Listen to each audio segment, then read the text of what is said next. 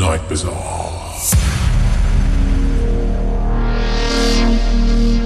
The Night Bazaar in conversation. Fabio and Grooverider. Just want to say welcome, Fabio and Grooverider. Thank you for joining us. How are you both? Yeah, very good, mate. Me personally, thanks for having us, man. Yeah. Excellent. Pleased to hear it. It's a bit of a crazy world out there at the moment. The last time we spoke was in the midst of the global pandemic and obviously ahead of what would have been some congestion. What's the last 6 months been like for you in terms of gigs, performances? What's the dance floor saying? It's been the best ever. But yeah, it's been amazing, man. You've been sitting around for a year and a half. Listen, a club with 10 people in it is better than everything you like. You know, it's like tasting Ribena for the first time. Ribena, of all the things to do. Ribena, you know, I love that, man. Closing out 2021 and looking at 2022, we're here to speak to you about your forthcoming performance alongside the Outlook Orchestra at London's Royal Festival Hall on Saturday, the 29th of January. Can you tell us what's in store? What have you got lined up? What's it looking like from this far out? Well, number one, we want to get there first. Yeah. That's the first objective. Second one is to sell all the tickets. But once we've done that, then once the show's been put together, you're just putting it together. We can't even say what's happening because we haven't even started rehearsals yet. But what I'm trying to get out of it is try to create the vibe that we've felt for the last 20 years within a 2-hour orchestra piece, which is, I don't know how that's going to work out. You know, it's all very random and, it's very new. I think that's what's so exciting, though. Like, it's different. Yeah, that's what I'm saying. It's fresh, isn't it? Something different for. You know, and it's a great idea, and we don't really know how it's going to go. As Groove said, how it's going to go. Yeah. It's the first of a long journey. So, I'm just glad that we've got people on board with us that want to, do this journey with us. Yeah, true. And it's going to be different doing it. Hearing all the tunes like Pulp Fiction and tunes like that. Yeah, I want to hear how the Outlook Orchestra lay it out. That's for real. I like to hear myself. Yeah, so it's exciting, man. We're very excited about it. Amazing. The Outlook Orchestra has been busy showcasing the very best that sound system culture offers across the musical spectrum, featuring some of the biggest names from the worlds of hip hop, grime, reggae, garage, drum and bass, and dubstep. It's an amazing concept. How did you get involved with the project, and how long has it been in the pipeline? Well, they kind of came to us with the idea. It was like a collaboration. They kind of came to us and with this idea, and it's been a couple of years in the planning. I mean, it's not happened overnight. First of all, was curating the list and getting all of that stuff together and getting the Royal Festival Hall. There's been a lot of work behind the scenes, and Noah from Outlook and all those guys, they're amazing because they put a lot of work into this, man. Yeah. They have, and it's not what we're doing. It's not easy. It's not just about like getting a venue and like laying the orchestra out and just doing it. They've got to write scores and stuff like that. This is mad shit. This is intense. You know what I mean? So, and then to try and recreate it to the standard that we need it, that's going to be an even bigger job than them. I don't think they quite realise who they're dealing with. So, Well, this is, jungle ain't easy to play live, bro. You know what I'm saying? Well, no, that's why not so many people do it. That's why everybody be doing it. So it's not, and let them use in an orchestra. Yeah, they go because they got to recreate this thing to the satisfaction of myself and Fabio. Yeah, that's going to be an easy task. But that's the reason why we're putting our names on it, because at least you're going to get the correct product. Yeah, and they're authentic. They've done, as you said, they've done loads of stuff with dubstep, with Rodigan, and they're very experienced. They're very experienced, very professional. Dealing with them has been a delight. Basically we've left them to it, and they've done everything. And we've just kind of put our name to it at the moment, and literally when it's ready, we're just going to go and check it out and see what we like and what we don't like. So it's been easy street for us. Now it's just selling the remaining tickets, which we've sold a lot of them. The last few tickets to sell now.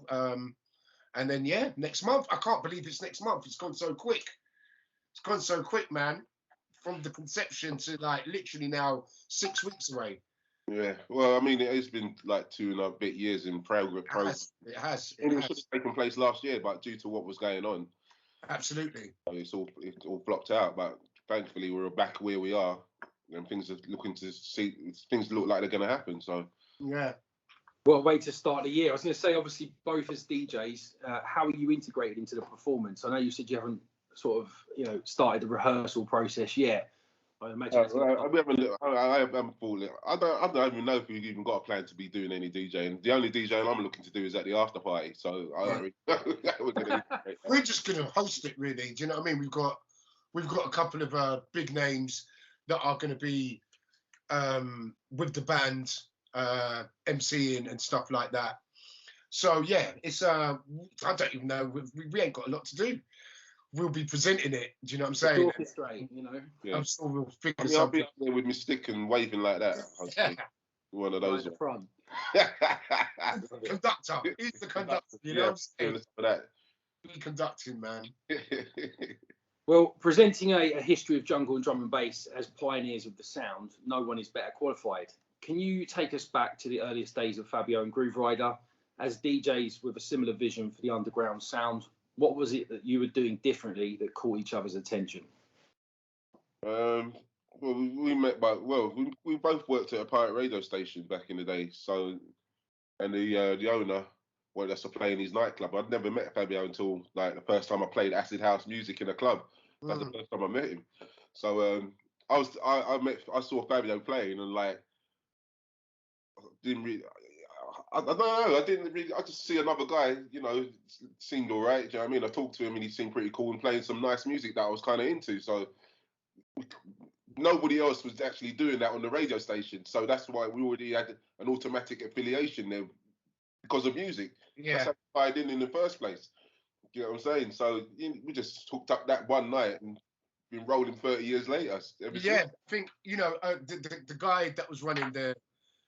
He's run the night. He ran the pirate station. He had a little club, and he was just like, "Who plays acid on the station?" It was only me and Groove, and I also knew of Groove. Groove did a nighttime show, and I did the daytime show. So we had admiration for each other. Yeah, we knew who each other were, but we met each other. But we never really met each other. Do you know what I'm saying? So, he had a night. His brother. I think it was after Spectrum, wasn't it? No, Shum. It was Shum. Danny Rampling and Shum. Yeah. So, yeah, that's it, right. On a Wednesday night, he basically he had a little club that no one used to go to in Brixton called Mendoza's, and they wanted to do an after party there. And he was like, "Who plays acid house on the station?" I played a little bit at the time because I was doing a daytime. I was playing hip hop and funk and everything, but I used to throw in a couple of acid house tunes. And he was like, "Fabio plays house and Groove plays house," and he just got us together, man. So it just happened. There weren't no planning behind it at all. Do you know what I mean? It literally just Groove turned up, I turned up. We started playing some music. We had a mutual kind of vibe about what we wanted to do, but nothing's been discussed ever with me and Groove. Right. We've never ever sat down and planned anything. We've never sat down and gone, "Oh right, you do this, you do that." It's just happened, and even now to this day. Bottom line is we're two solo DJs who work extremely well together. Bottom line. Yeah, you're right. Because even sometimes when we're doing stuff together, Groove goes like, "How do you want to do it?" And I'll go, like, "I'll play half an hour, you play half an hour." Sometimes I play 3, he plays 3. We read the room. We're very experienced, and we know what we have to do, and we know our boundaries, and we know basically, we can play anywhere.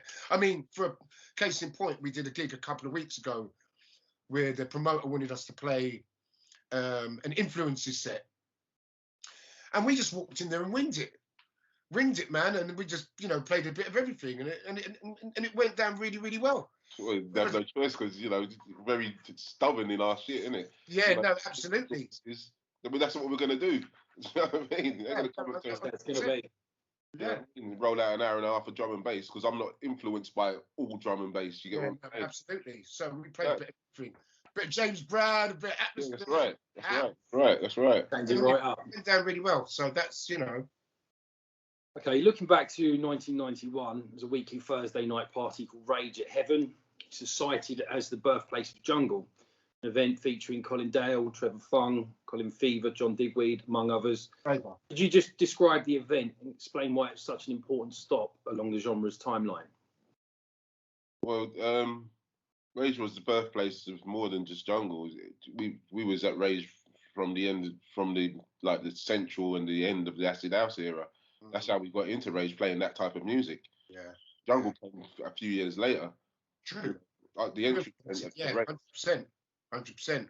You know, I know a lot of people associate Rage with jungle and all that, but they also associate it with house because that's what the seminal music was. That's what took us there in the first place. So, well, you know, it was Heavens. Heavens was like a seminal club in London. It was like, you know, I remember when we first walked, we went Spectrum on a Monday, which is Paul Oakenfold. And when we finally got in, we were just blown away. And you know, it was always a dream of mine, personally, to play in Heavens. Because before Rage, there used to be a night called Babylon as well, in the mid-80s to late 80s. And that was a sick night, man. And they used to have, like, Young Disciples upstairs, Femi, these guys playing funk, and then it turned into Rage.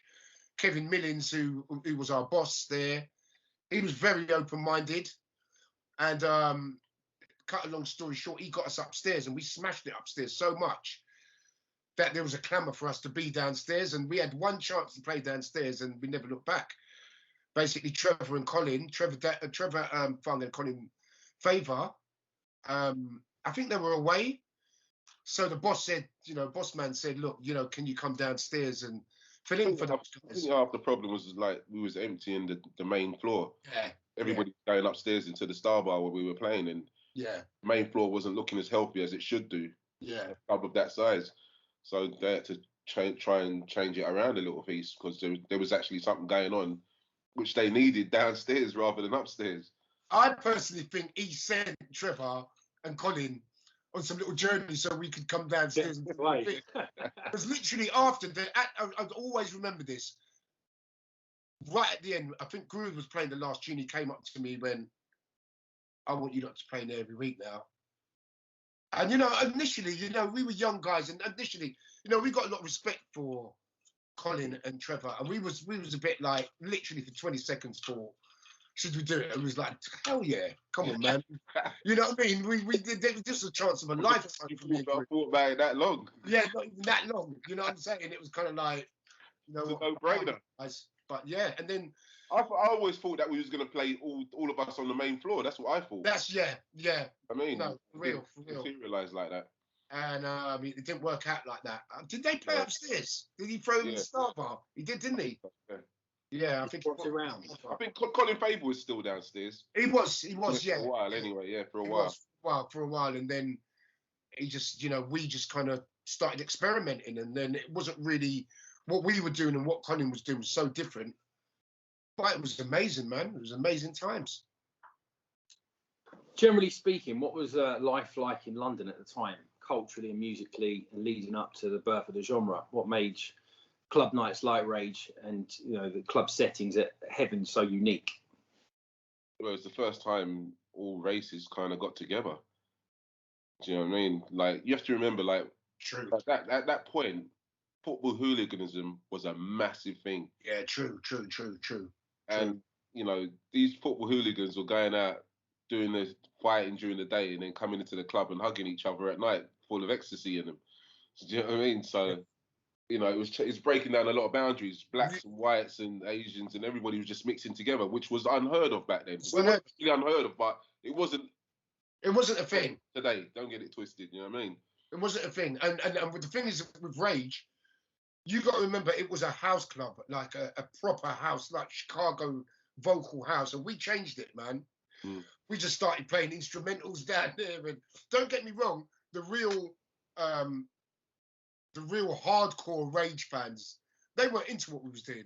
But Kevin didn't care because we were bringing in a younger crowd as well. We were bringing in like kids our age, and we was bringing in this vibrant young crowd. And it was an older kind of demographic before. We were bringing all these kids in, and that were having it. Do you know what I'm saying? And there was a different energy when we brought a different energy to the club. Put it that way. Do you know what I'm saying? And through that energy, we started to experiment with what we were doing. You know, there was a lot of techno stuff coming out, breakbeaty stuff, and we was just kind of fusing it all together. And then we just found the breakbeat stuff was kind of, and there was a different vibe to the breakbeat. People were getting off on it a bit more than they were when the back end of the house era. Yeah, yeah. So there was a different vibe, and we just went with the flow. You said obviously it was a nod to the likes of New York, Chicago, etc. But stylistically, you carved out your own route very quickly by presenting the music in an entirely different way. So playing house, playing techno, and introducing breakbeats. What was the initial reaction like from the crowd, as you say, different energy, but also from your peers, and what were people in those sort of more orthodox house nights saying about what you were doing? They weren't the orthodox house mans. They weren't really in it. They weren't really into what we was doing. No, because it's new, isn't it? It was new, and they scared, didn't they? Yeah. You know, if somebody's bringing something that you don't know anything about, then it's going to be rubbish. That's automatic thing, isn't it? You know. And they were very snobbish about it because that's I'm saying rage was a certain thing. Yeah. It was a very rage wasn't like Land of Odds or Spectrum. It wasn't. No, it wasn't. No, it wasn't. It was a very. I don't know if they wanted to create. Free, it was more freestyle. It was just free. Yeah. And so we just went in there and just went in. Mm. I can't believe really the risk that we took in there. Really, I mean, we were taking serious risks. Yeah, that's what being young's all about, isn't it? Yeah, no, for real. We were taking fearless, isn't it? We were playing. We were just fearless. They just knew us from the brave M25 parties. Yeah, true. So we were fearless. We've always been like that, you know, from the start. We've just played what we feel is good, and what we feel's, you know, at the time we didn't even think it was cutting edge, but we was just on, you know what I mean? Anything new that was out, we just wanted to play new music. Yeah, We've always been like that. We just wanted to play new music. It was, and we just got a vibe from fresh new tunes, and we never played. Sometimes we played a tune once, innit? We used to just play a tune once, never play it again. Still do. You know, and then there was other tunes that, you know, that made the cut, and we used to kind of like, well, we was just pursuing the sound. But you know, you got to remember as well, we were still playing house and we were still playing techno. Do you know what I mean? It wasn't just jungle, you know what I'm saying? It was trying to mix it all in together, because we was mixing it all in together, which was madness. It sounded absolutely shite today, but yeah, it sounded all right back then. You know, what people don't realise is we're not coming from the era of Technics 1210s. We're coming from the era of belt drive turntables. True. Where you're mixing with your fingers. You haven't got pitch control. You're using your fingers. Yeah. That's the era we're coming from. That's it. Yeah. So it sounded like absolute garbage most of the time, but you never know back then. Yeah.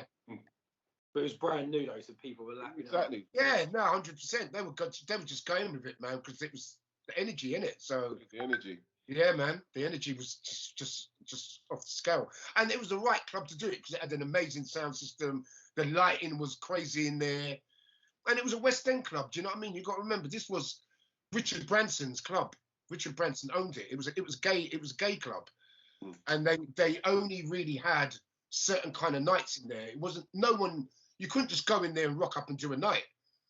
You know, Kevin Kevin Millins, who ran Rage. He had some links there. Do you know what I'm saying? So that's the only reason why he even had a night there. It was, you know, it was the premier gay club in London, and there was no other straight nights there. Do you know what I'm saying? So we were just going in one of the best clubs in London and experimenting in there. Do you know what I mean? 2 young black kids as well. You know what I mean? That was another thing. You know, there weren't a lot of black DJs around that time playing that music. No. Not really. Not in England. There wasn't. You know. There was a stigma connected to the music. You know. Absolutely. You know, we're coming from an era where people are like so closed-minded. You know, they used to say to us like, "Oh, why are you playing gay music?"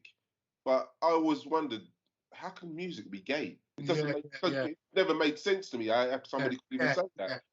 Do you know what I mean? Yeah, you can go to a night where there's gay people, but it doesn't make the music gay, does it? It doesn't mean I'm gay because I play the music. I didn't understand.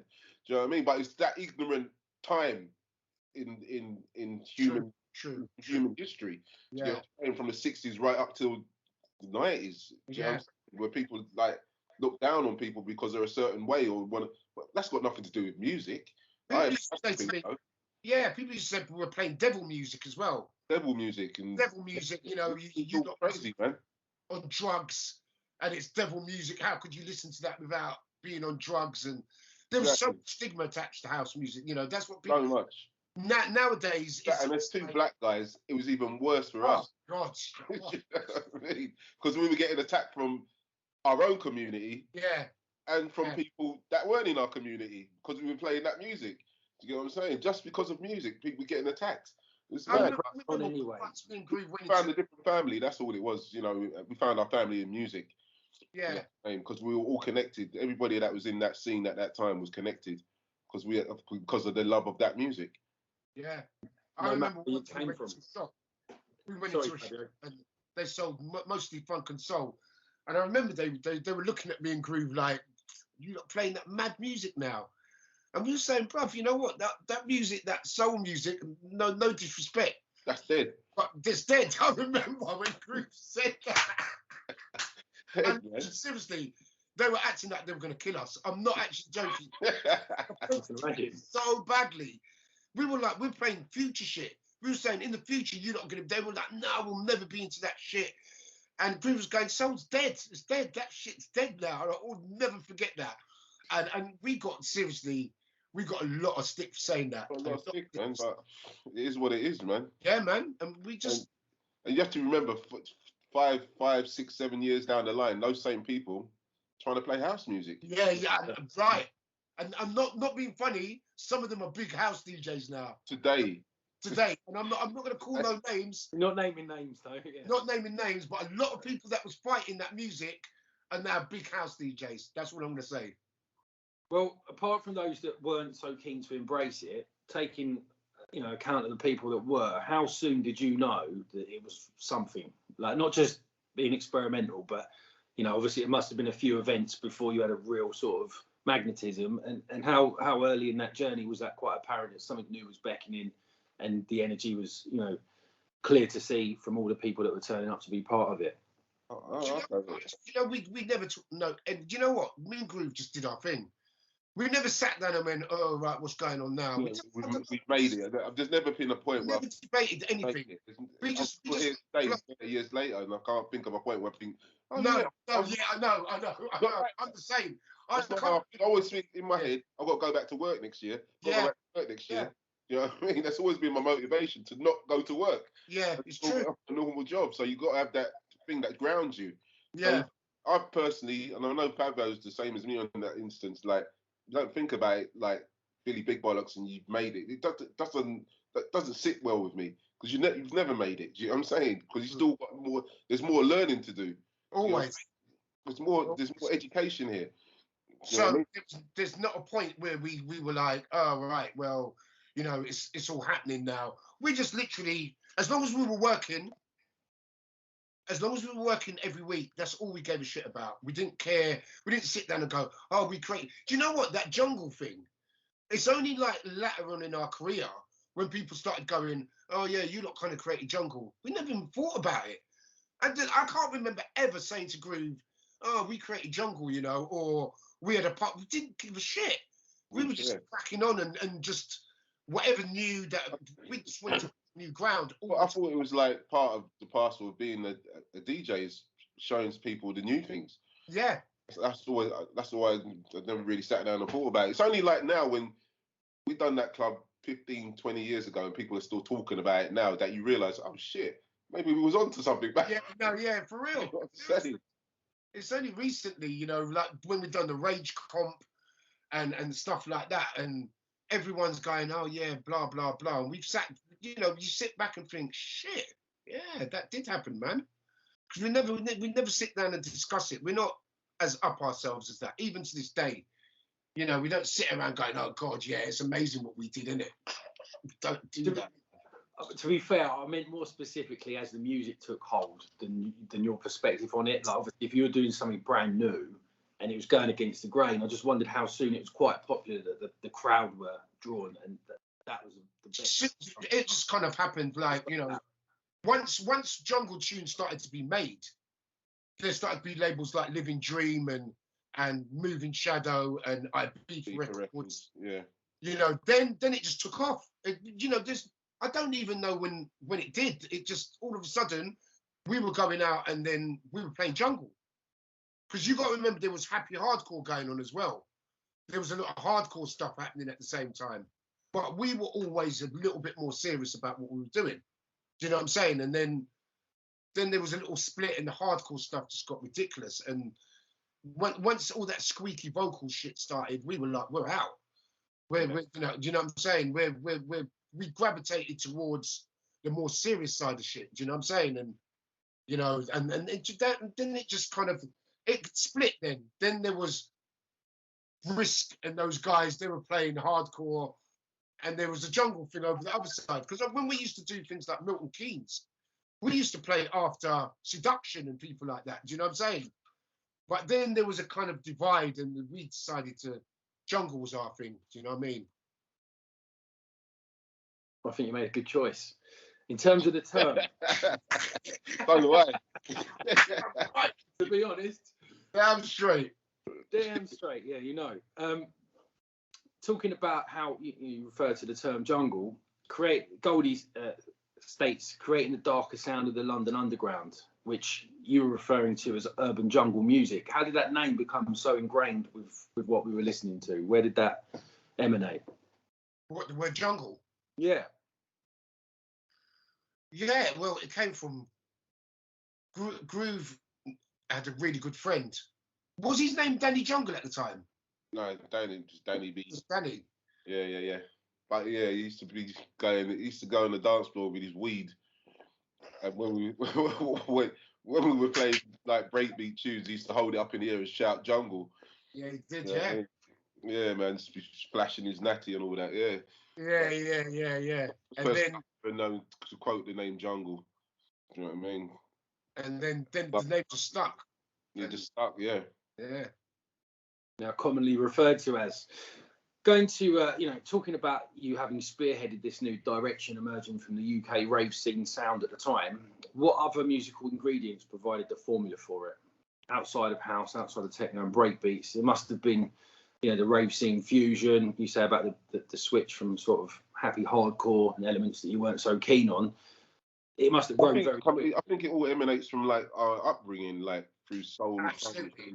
and hip hop. Yeah. Saying because all of those elements, I could hear them within. True. I could hear them within jungle, reggae, all of it. All of it. So especially 92, 93. You know, I remember going back even to 88. Our love of hip hop was real. That's where the breaks come from. And Groove used to play a tune called Calm Down. Was it Most Wanted? Yeah, Most Wanted. And he used to play this track, which was a hip hop track, but with a really heavy break. And now if you listen to it, it sounds like a jungle tune. But I remember Groove played it. I remember the first time Groove played it. Speed it up. Speed it up. Yeah, you have to speed it up because it was an import, so it was a 33 speed. And if you sped it up to 45, that's what you hear now. That's what right. That's how we kind of formulate the style. Yeah. Because there's a lot of tunes like after that, there used to be, there's another one that sounds like that. Yeah, that's right. So you speed it up and then Masters at Work used to do these house tracks with little edits on the B-side, break edits, because they were really into hip-hop breaks. And me and Groove used to just speed them up and just fuse them with techno tracks and play them clanging all over the place, but playing them. Yeah, but it sounded good at the time. Yeah, it sounded right at the time. Nice. Absolutely. Do you know what I'm saying? But that was the influence. Hip-hop was a big influence. Massive influence on us. You know, Groove used to be in a hip-hop sound system. Yeah. And when hip-hop blew up in this country, we loved it, man. I was a massive fan of Public Enemy and all that shit, KRS-One. In an indirect way, Tim Westwood is kind of responsible for Jungle. Indirectly. He doesn't know it. He doesn't know it, man. But bringing such a big tree when you listen, break the thing down. Trust me, the way he brought hip hop into this country. I never heard hip hop until Westwood. Played it. And the influence of the snares and stuff like that, and we really wanted to take it into dance music. Do you know what I'm saying? And you know the influences of soul music. Yeah. That's why I listen to, you know, the '93 stuff. It's kind of a lot of soul. Remember, disco was a big deal at one point as well because it was so close to house music. Yeah, you know yeah, true. So it's all of those flavors that I grew up with. You're right, and you know that's what jungle was all about. What a quote! Given how many years you know the jungle scene has grown to the point, you know, it's enormous. It must be that accumulation of so many different elements that touch on so many different areas of society, so it's so widely popular. The performance is not only a celebration of that, but it's also a celebration of your pairing. You know, over 30 years working together, what do each of you bring to the pairing, and how do your styles differ so they complement each other? That's a question I can't answer, man, because that's somebody else who listens to us to answer. There's some alchemy kind of there, man. You know what I mean? Yeah. There's some, you know, because on paper you would say that we wouldn't really work together, and we do. And I don't know what it is. There's just something that I think with me and Groove, we've always had the same morals about the music, and that's really important. You know, breaking new ground has always been important to us. Do you know what I'm saying? And our taste, we trust each other's taste in music, which is really, really important, because I know we've both got really good taste, and that's really, really important, because there's a lot of DJs out there that I don't think have particularly good taste in music. Do you know what I'm saying? You see, that one.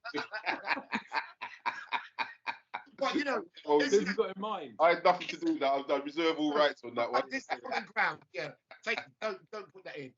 There's a common ground with me and Groove, and like, even if like it's Groove's playing a harder style and I'm playing a more mellow style, that we still love what each other do. You know, we really trust each other.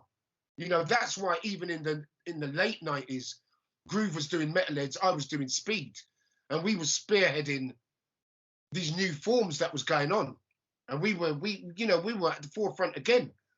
You know what I mean? When the music kind of split, we was at the forefront, so we covered all the ground, and that's why even on Radio 1, we covered all the bases, and we still do now.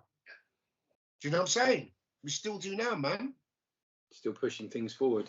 I remember when I'd spoken to you previously, Fabio, you mentioned about a time that back in the beginning you was a little bit more party orientated and Grooverider was a little bit more serious, and you sort of had to sort of get back on track. That's a knuckle down, bro. I was going to say, like,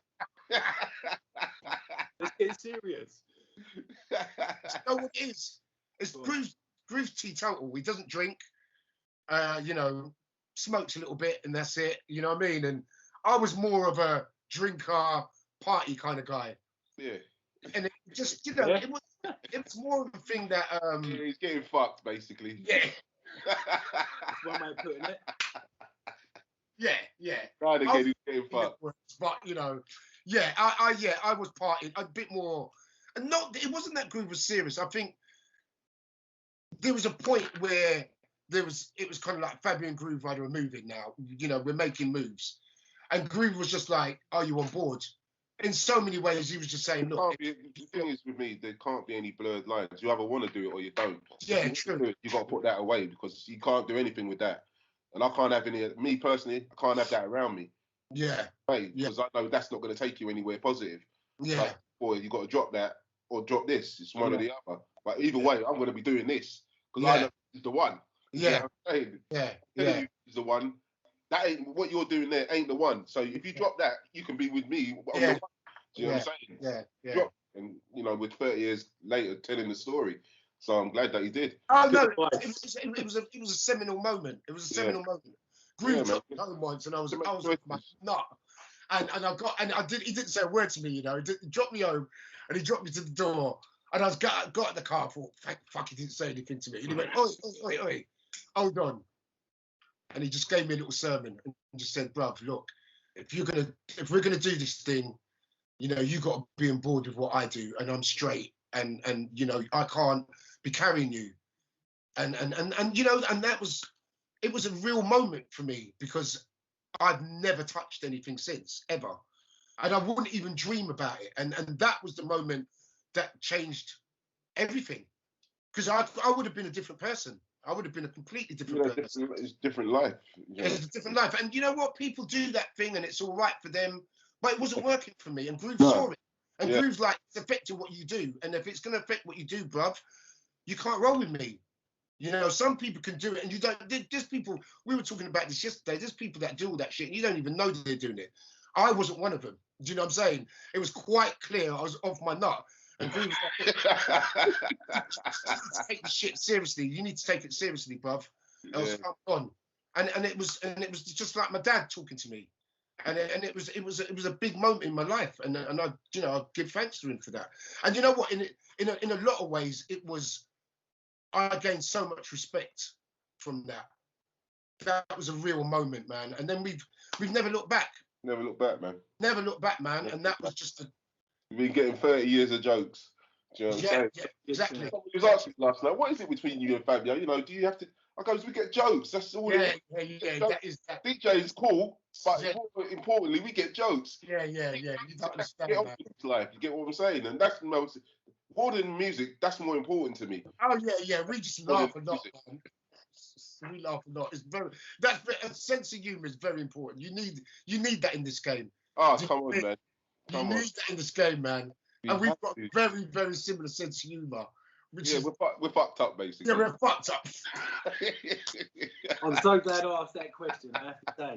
Do you know what? It's funny as well. Imagine if that conversation hadn't happened, then how many different people that have been broken onto the scene wouldn't have been, and how many different careers. Yeah, no, for real. That's what I'm saying. The scene would have gone where That's what I was saying earlier. This tree is magnificent because, like, Yeah. there's so many branches. True.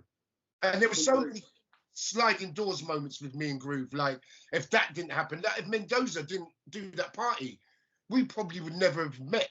Everything just seemed to have happened organically. Do you know what I mean? And Rage happened randomly. Like, we just knew a girl who knew the owners, who hooked us up. You know what I'm saying?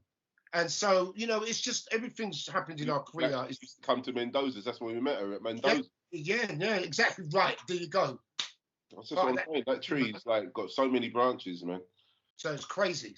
But you know, another thing, we're very grateful, man, because we know the option was a 9 to 5, and we just did not want to ever go back to that world, man. No. That's always Groove always used to say to me, boy, another 6 months we might be back in, you know, getting a normal job working in Cummins or something like that. You know what I mean? Yeah. I think a lot of people can relate to that. Talking of, you know, what's happened since, and obviously that conversation being quite inspirational. The scene is, you know, as you say, Grooverider, like, you've got long branches but deep roots.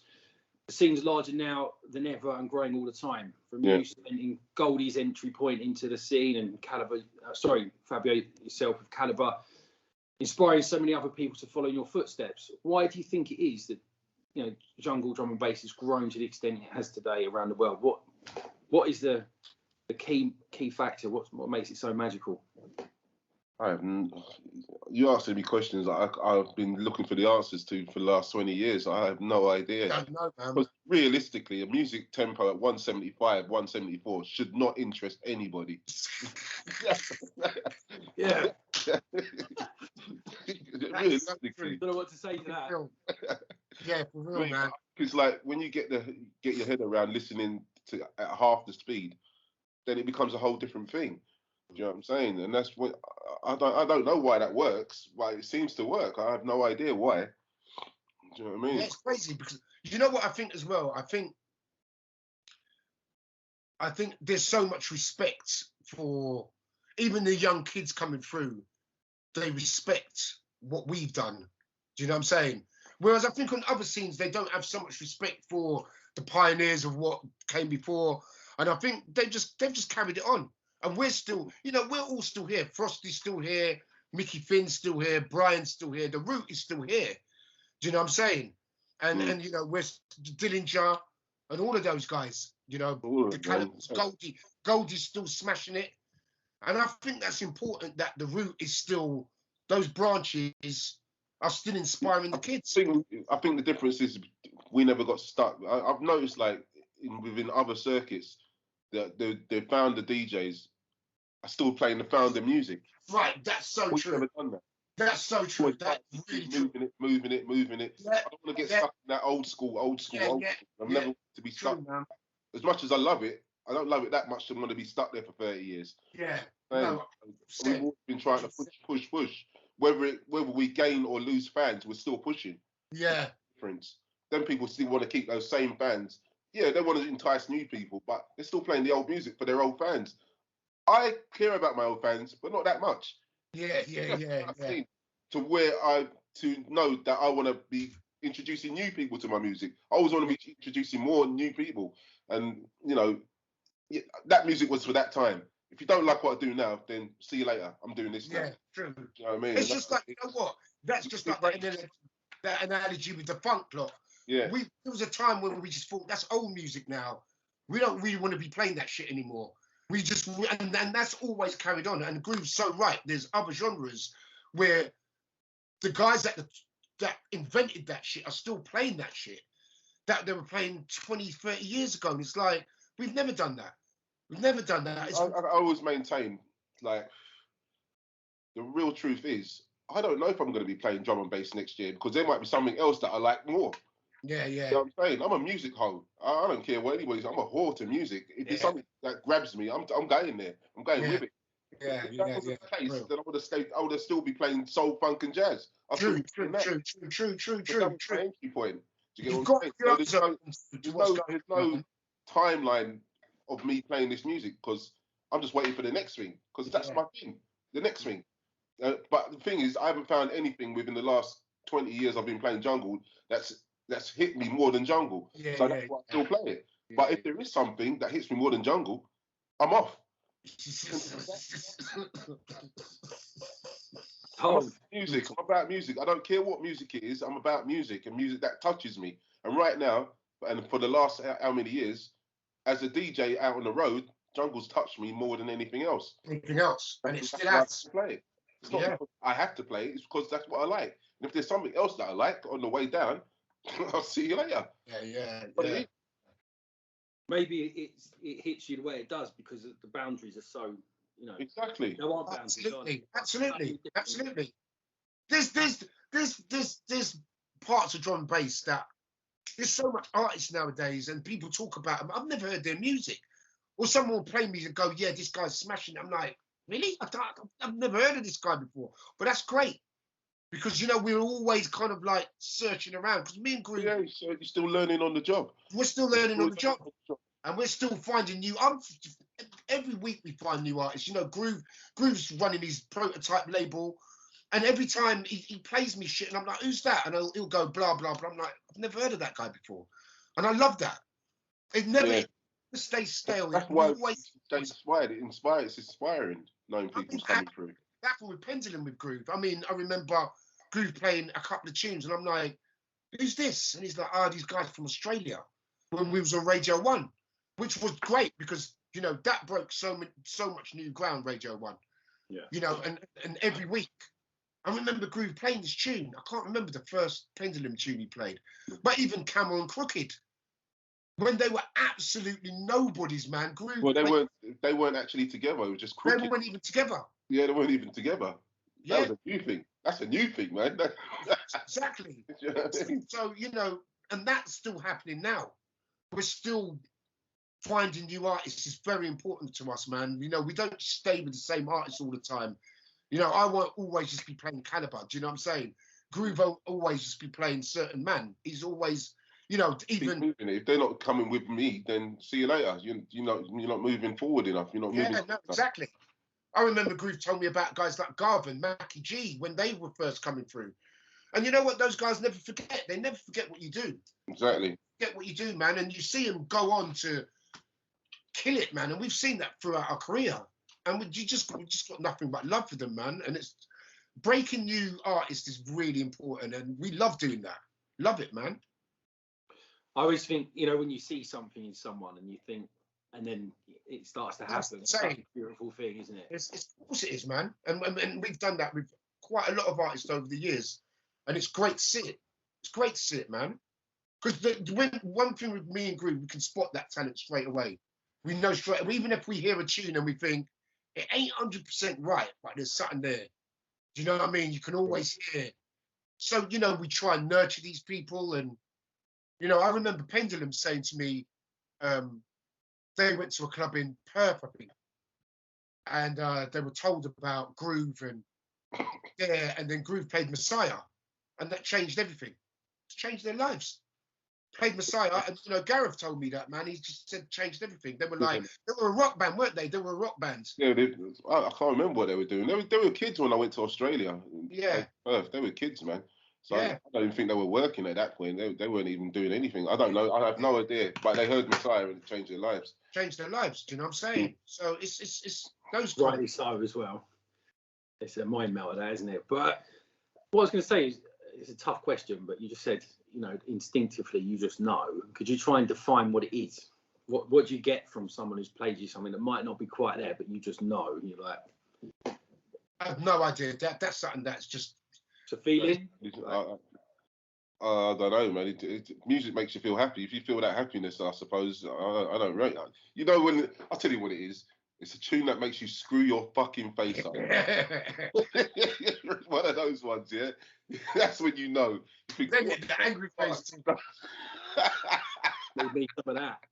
Yeah. You know, what makes you do that? But that's the feeling. I don't know what makes you do it. Yeah. You know what I mean? Like Goldie as well. Goldie's the same thing. I remember Groove introduced me to Goldie at Hippodrome. And he went, I'm going to introduce you to this guy. He said, he's got... And Goldie was not the finished article at the time. He was Apex Project or something, innit? I don't know. Yeah, he gave me a white label, and Groove went... Rapid Crew, that's the way he used to run under. Rapid Crew. And he said, this guy, you know, there's something about him, he's different. And I went, yeah, and I met him, and I could see straight away. You could hear it straight away. There's something different about this guy. You couldn't, and it was rough around the edges, don't get me wrong, and a lot of people would have glossed over it, but you could hear there was something about him. And Groove was like, there's something about this guy, and he just got better and better and better and better, man. And Terminator happened, and that was like the of his growth. Yeah. When I heard Terminator, when we all heard Terminator, that changed everything. Changed everything. Drum and bass changed everything, man. Yeah, because he applied new techniques. It was the time stretching technique. Yeah. And what was the benefit of that for people who don't already know? That was it meant there was no more stretched vocals. Is that correct? No, it was more. He was time stretching the beats, so it just sounded different. You know what I mean? It just sounded. I can't even explain how a time stretch beat sounds, but it's actually you're playing a tune at the same speed, but it's the actual time stretch means that the actual beat is running faster than the actual tune sounds. Do you know what I mean? You can hear it, but you can't explain it. It's hard to explain. But it was some science. He was right. People do that with vocals all the time. That's been going on for years. But he done it with beats, and like people say, "Whoa, what's going on here?" Yeah. Time stretch is nothing new, but to beats it was for time stretch drums. What's that? Exactly. These music rules that you have to obey. We weren't obeying them, and that's what it is. That's what it was. We weren't obeying the music principles of the time. True. Well, talking of the tunes that really got the ball rolling, I know you've sent us a playlist for people to listen to alongside the interview. If I just mention the tune, can one of you just give me a sentence as to why it's seminal, what it means? Of course. Is that okay? Yeah. So the two that you've mentioned is like the ones that really started everything. Lenny the Ice, We Are E, and Q Project's Champion Sounds. Over to you. Shit. Well, that's the seminal jungle tune. You know, if you want to know, if you want a gateway to jungle, then that's the tune you got to play, because that encapsulates the back end of like acid house into the in the jungle. That tune encapsulates that whole shift You know what I'm saying? Yeah, and it's still got the forward to the floor in it as well. That's what I'm saying. That's why it encapsulates the old shit, the whole shift. So it's got everything in there. Yeah, everything, man. And what we were doing if you at the talking time, about perfect rave tune, that would have been it at that time for me. yeah. And Champion Sound, I mean, that still sounds pretty fresh. It's not really aged that much, man. You listen to Champion Sound, that is what drum and bass is all about, man. It's just the stabs and the bass and the drums. And it's every time I hear that tune, I'm like, geez, those guys made it so long ago, man. It's an incredible tune, man. It's there's nothing about it that sounds dated. It's got all the essences of what we love about the music, and love Champion Sound. A sick tune, man. Moving on. Grooverider, if you want to take this one, Terminator for Goldie. Obviously, you mentioned it a minute ago. Time stretch. Well, yeah, I mean, that was the first time that technique had been used in a tune, basically, out of any genre. Do you know what I'm saying? How can Goldie be the first person to time stretch drums? It makes no sense. Do you know what I mean? Because time stretching, as I said, has been around for creation, but we're all obeying the rules. Well, you only time stretch vocals or instruments. You ain't gonna do drums, you know, because we're all obeying rules. It's not like it couldn't be done. It's just like nobody did it, and Goldie was the first. And no one would dare do it. Do you know what I'm saying? And that's the whole point of like the music, the dance music. It's not obeying the formalities or the rules of the time before it. You know what I'm saying? If you weren't playing something in key, that's a problem. And it's the era of electronic music as well. You have to remember that it's the era. It's the first time computers were being used to make music. Yeah, real bands. There was a real battle going on between real bands and electronic music as well. There was a real like fight. You know what I'm saying? You know, people were saying, it's not really music because it's been made by computers. Yeah. So if you can dance to it, then it's music. That was a big thing. That was a real big deal. People don't understand how big a deal that was. That's why even the funk boys were kind of like, you will never ever get like that kind of emotion from computers because it's like robots making the music. And then when we heard Detroit shit for the first time, it was just like that just completely destroyed their argument. Because the first time I heard Derek May and Blake Baxter and Juan Atkins, and when we play that shit now and you listen to it, man, it's incredible. But you're right, there was a real fight. Just like this, you know, the vinyl aficionados who try and act like, oh yeah, you know, why are you playing USBs? And it's like, fuck that. Come on, man, seriously. And you know, there was that same thing with, you don't hear that argument no more. People going, oh well, live music, it's never going to sound, computer music's never going to sound as organic. It's like, fuck that shit. Who cares? People say, who cares? And that's the thing about me and Groove. That's what he was saying about the music. Who cares? You know, what if it's touching us? We don't give a shit. I don't care. Do you know what I mean? And it touched us, man. You know, break the mold. Exactly. Alex Reese, Pulp Fiction.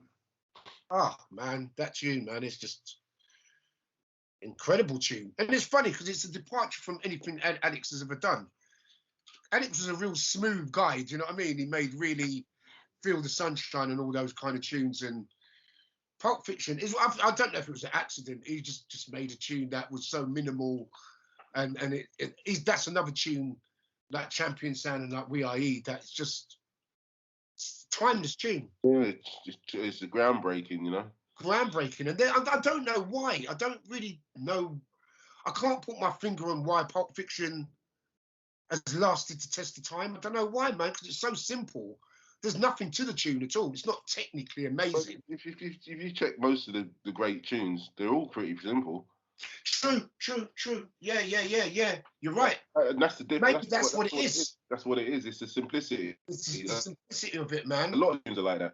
Got about 4 or 5 sounds, but they've made those 4 or 5 sounds work so well together. Yeah. You know, it's the simplicity. Yeah. Things just come on a whim, didn't they? Come together. I bet you Alex made that in about 4 or 5 hours. I bet you that's what it came. Probably. Certain things just slot into place. It just happens. Didn't even think about it. Some of the best tunes have been made like that. Yeah, like, man. As minimal as you could think. Yeah. They're the best tunes. Yeah, There's not a lot of effort, and it's just they just got the groove, you know. It's just got the groove. you're right. He'd probably done that in about 4 or 5 hours. It just came together. I didn't even think about it. Yeah. I had no idea that this tune 30 years later 25 years later would be still being remixed. Gets remixed every other month, that tune, man. Yeah. And I tell you what as well, right? Like most producers that I know, if you ask them their best tunes, it's the ones that they put the most effort into. Doesn't make them the best tunes though. Because Alex Reed, if you ask Alex Reed what his best tune is, he'll never tell you it's Pulp Fiction. No, he won't. He won't. He'll never say that. It's true. I'll tell you that. He won't say that. I asked him one time, what do you think your best tune is? And he told me some off-key tune. Like, I was like, really? It's the one that you sit there and put the most effort and or the most hours in. Yeah. You're stressed over them, that. Yeah. Calibre, Mystic. Yeah, Calibre Mystic was a. I think it was the moment, like it was the Goldie moment with Calibre, like the Terminator moment. He'd been making good tunes, and I saw there was something there. But Mystic, when he came with that, another tune, very simple. There's nothing to it. It's not technically amazing, but it's just got a vibe. And I heard it, and I was like, that's what I've been waiting for him to make a tune like this, because he'd been making tunes and they sounded all right, but they weren't quite there. And Mystic was the first tune he made that I thought, yeah, he's arrived now. Do you know what I'm saying? He's properly arrived, and it was, you know, it was just one of those tunes, man. It was just a moment for him when I thought he never looked back after that. And you know, that's what happens with some artists. They just don't.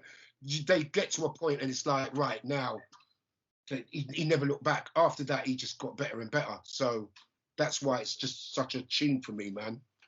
They found the winning formula. You've mentioned that you'd say it started the sort of liquid funk era. Is that the tune that you played? You know, to be honest with you, Groove made a tune called Charade. That was really, if I want to say a tune that really started liquid funk, was. I'm not playing the old trumpet. But it's true. It's the truth. That tune is just that tune should be on this list. Actually, that's an amazing tune. Amazing tune. People, even D-Bridge was going on about it the other day, going on about Charade, and people go on about it all the time. And that's another tune, Groove. When Groove made it, I remember he gave that to me. And I don't think Groove really realised how good that tune was. Because Groove was making a lot of tunes at the time. And it was a remix that he did. Yeah. And I was like, Jesus Christ, what is this? I don't really like it, to be honest with you. This is what I'm saying. Some of your best tunes, I don't even really like it that much. I like how he played it. Yeah, exactly. I've heard Groove play that tune twice. That's what I'm saying. You ask everyone about Charade, even the guys that make the most hard music, they love that tune. Yeah, I've never got it myself. But yeah. People love that tune, man. And it's crazy. So, you know, around that time, there was a few tunes. I just think it was a moment for Calibre. I think it was a big moment. I think it was that moment where he arrived and then he just went on to greater things after that. Okay, cool. Talking of like the harder edges of the music, one that's cited as the start of the tech step revolution, Ed Rush and Optical Alien Girl. Well, I don't even have to say anything. does it all itself, innit? Yeah, you know, man. I mean, I met Ed Rush when he was what was he doing? He was driving vans for a wine company. Wow. Yeah. And he was just making tunes with a guy called Nico. And then I met Optical through Matrix. He's his brother. And I just went round to their house one time to see Matrix, and I met Optical, and I didn't realise that he was a producer as well. And we just clicked and started making tunes together. And then I don't know. I think Optical was round my house, and he met Ed Rush then. Do you get what I'm saying? And that's when Ed Rush and Optical got together. Oh, really? Yeah. It's through me. They didn't know each other before. But, know that. Yeah. And then and Fierce as well. I think Fierce was a mate of I think it's Ed Rush. Him and Fierce were great friends. No, they met through Nico. That's right. Optical went down and made some tunes with Ed Rush and Nico, and then obviously Fierce was there as well. So yeah, that's how they all get together. But yeah, I mean, them three went in the studio and just came up with Alien Girl. I was like, wow, what's going on here? It's Fierce on that tune as well. Huh? Is that Fierce as well? That's the whole problem. That's the whole problem because Fierce fell out with the other two. Do you know what I'm saying? I'd call her an Ed Rusher tight still, but Fierce like those two. Yeah. So that's why there's always been a bit of an altercation as towards. Oh, I hear that. Do you get what I'm saying? Alien Girl and what's the other one? The other side anyway, but they made the two together. I can't even remember what it's called, but yeah, I mean, they just went in the studio and came out. That's how easy it is, you know. You just go in the studio, make something, and it comes out all right. Yeah. You never know how it's going to be received until you work it on that dance floor. And once you test it out that first week, then you actually know what that tune is. And I knew that tune was going to be a monster, and people still talk about that tune today. Like 20 years. It's played all the time as well, doesn't it? Yeah, that's what I'm saying, man. All the time. But okay. Yeah, go on, it's fine. I was going to say next up, LTJ Bookham Music.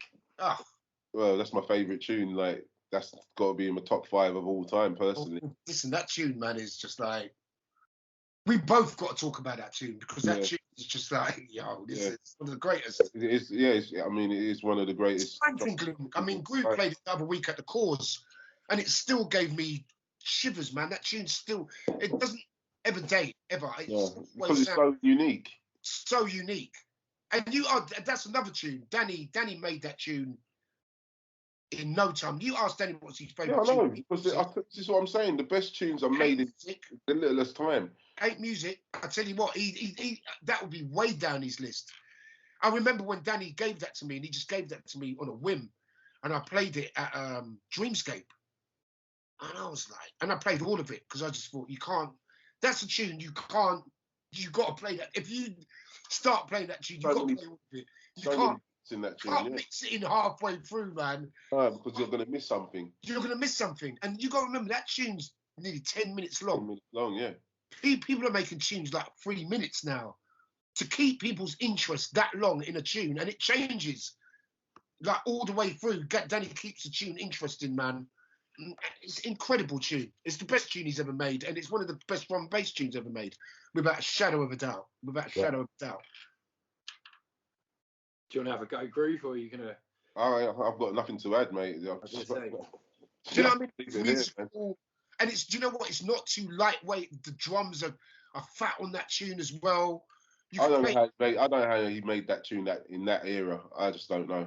Exactly. It's one of those tunes. Like when I heard it, I was just like, Jesus Christ. Yeah. I just couldn't believe it when I heard it. And when you hear it out. Yeah. Because that bell thing is an actual sample.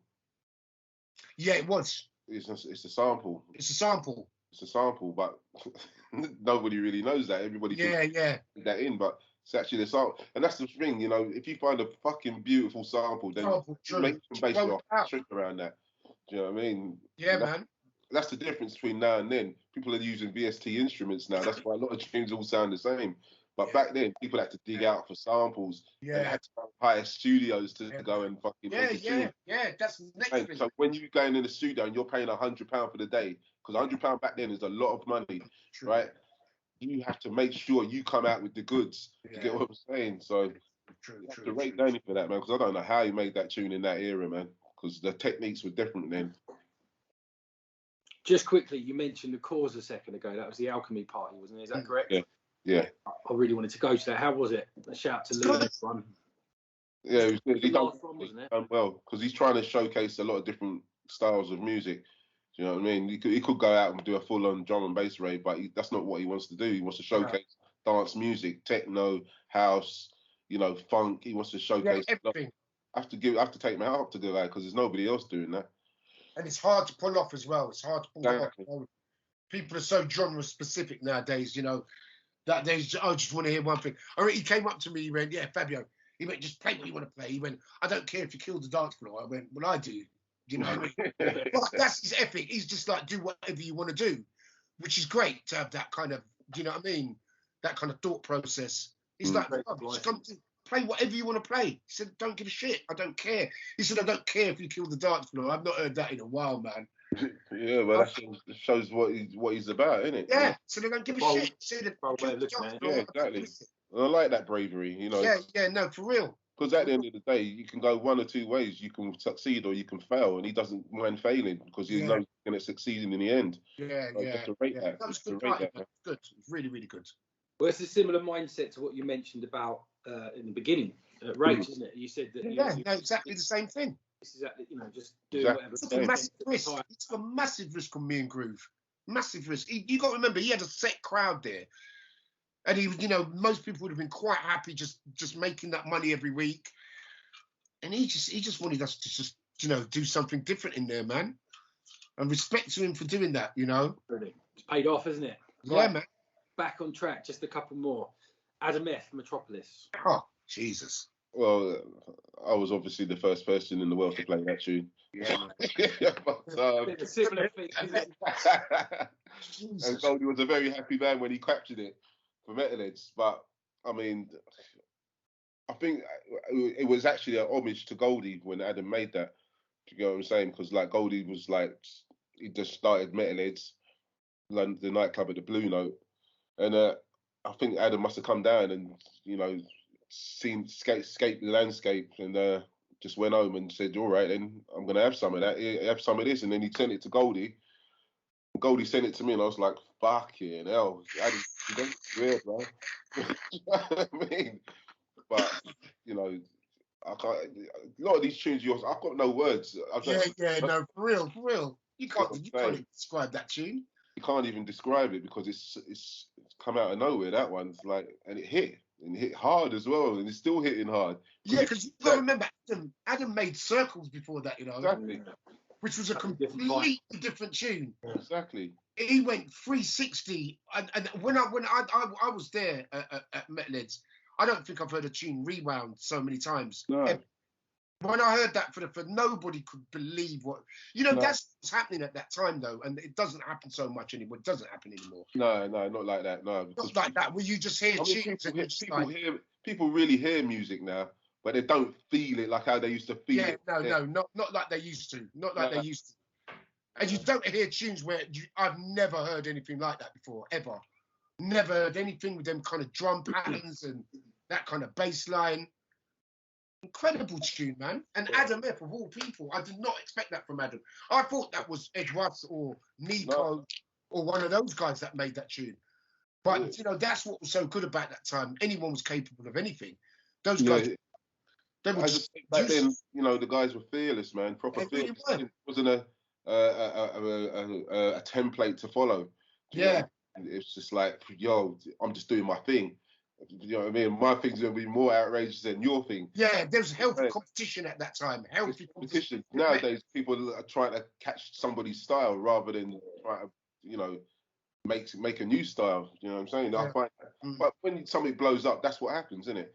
You know what I'm saying? It's not such a close community. You're going to have people that are trying to make a billion clones of something that's really good. Yeah. Because, out of Adam F's tune, I think in some ways, out of Adam F's tune came another 50 clones of Metropolis. Yeah, there was. Yeah, 100%. Yeah.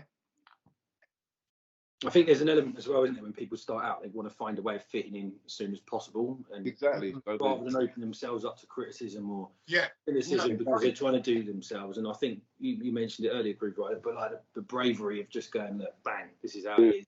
You have to be brave. If you don't like it, then 100%. As I always say, maintain is like one man's shit's another man's gold. So yeah. Do anything.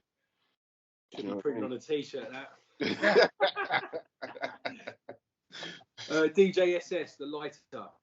Yeah. I mean, I remember the reason why that's in there because like I remember the first time I played that, I was playing at Bagley's, and I walked in and I was like, it was my first tune. And SS just laid it down to me. I knew what I had, right? I knew. But the thing is, with the lighter, it's got that weird piano at the front. Yeah, right. And it was that Hamlet cigar advert, wasn't it? Yeah, that's right. Yeah. Right? And I played that, and that's going on, and people like looking at me like, what the hell are you doing? Yeah.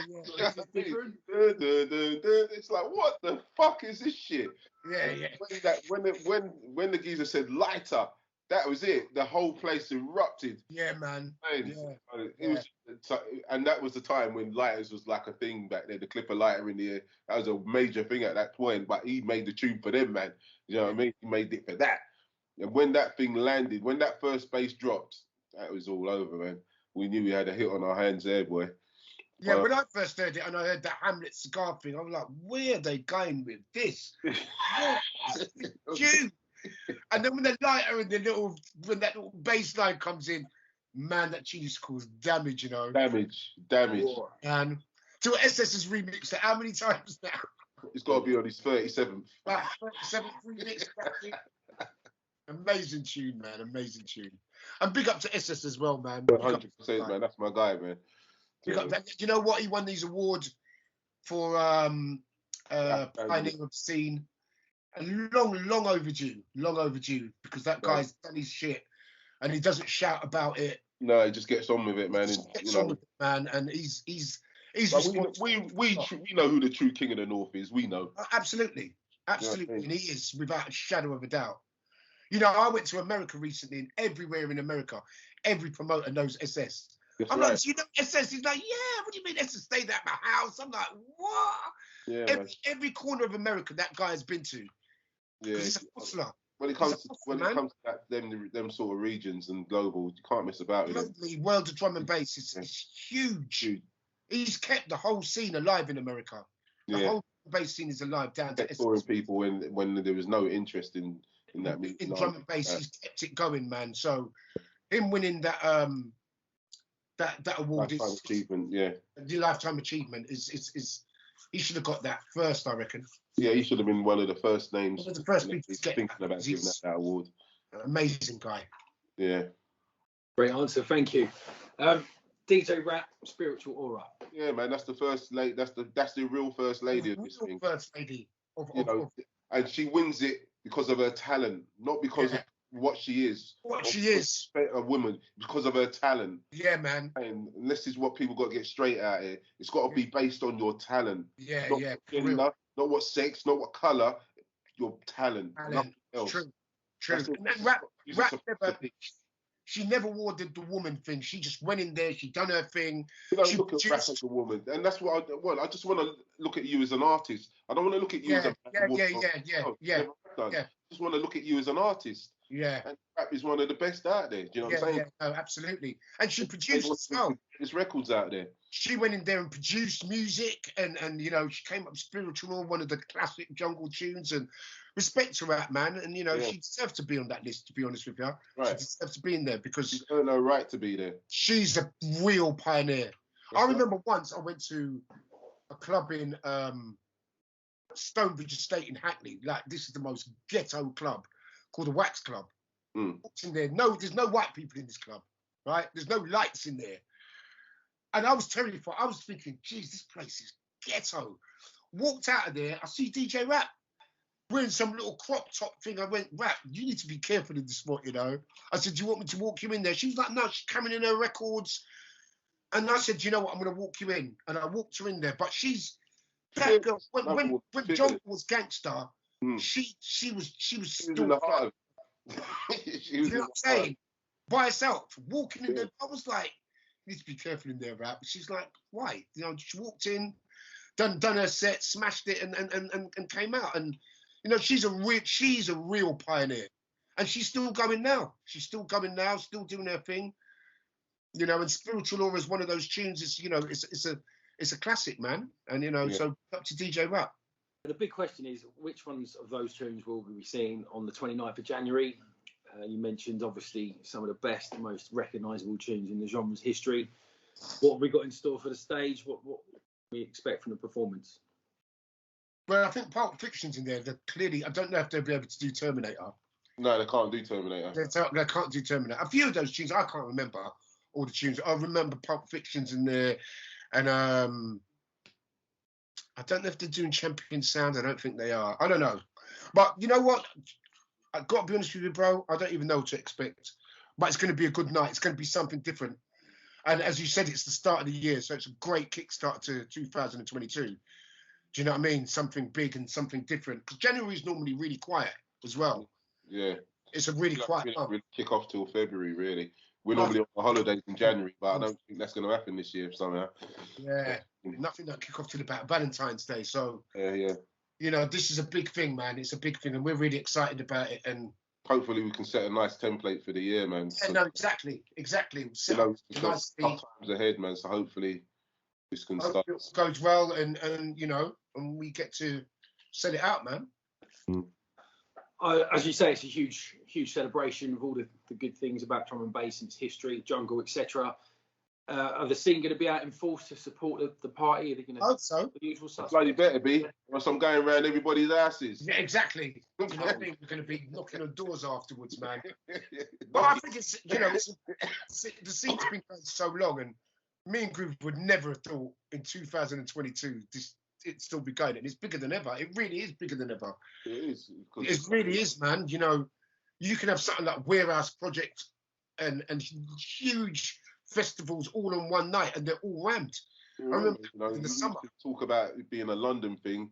Then we started saying it's a UK thing. Then we started saying it's a European thing. And now it's a worldwide global thing. You know, it really is, man. The stages, man.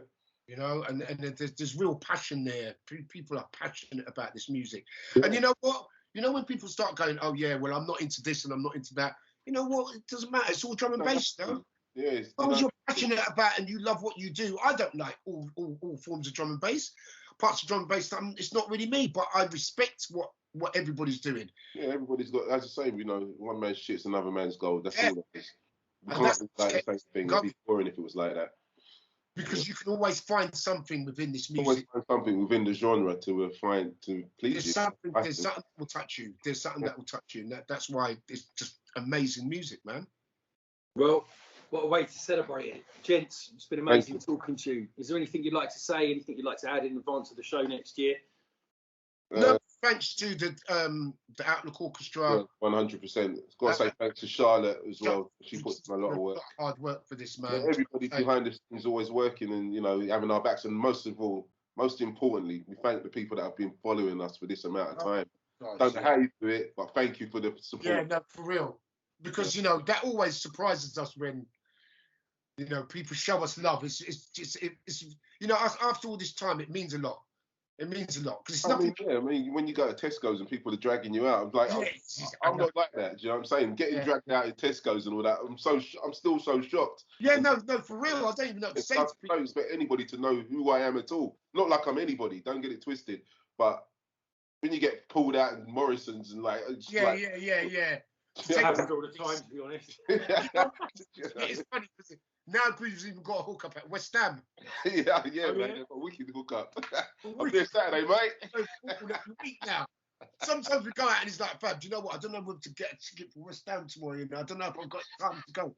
Because he's literally sitting down there and some guy was like, you Grooverider. And he's hooked him up. And, you know, those little perks are brilliant. Ain't gonna lie. Those little perks that happen every now and again is lovely. Now and again. But we appreciate it. We really do appreciate everybody, man. And appreciate every single one of them. And whether you hate me or like me, I still appreciate you. As long as exactly. It's fine. If you ain't bought a ticket, get a ticket, man. Because I think they will go soon. So get a ticket and come down. It's very important. It's important. It really is. It's important. I think it's a really important moment for the scene. Yeah. So yeah. But you know, we're almost on our way to selling out. So people need to go. The last tickets are left. So sort it out. Awesome. In January as well. Sorry, let me repeat that. We're going to have some more good news in January, but we can't say anything about it yet. Oh, right, yeah, we are, yeah. Really? Yeah, we've got things.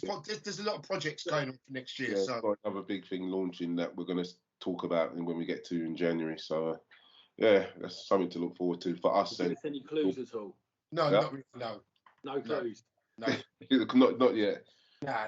It's got a few details, that's all. Got a dot, guys. Cross the T's. Yeah. Looking forward to it.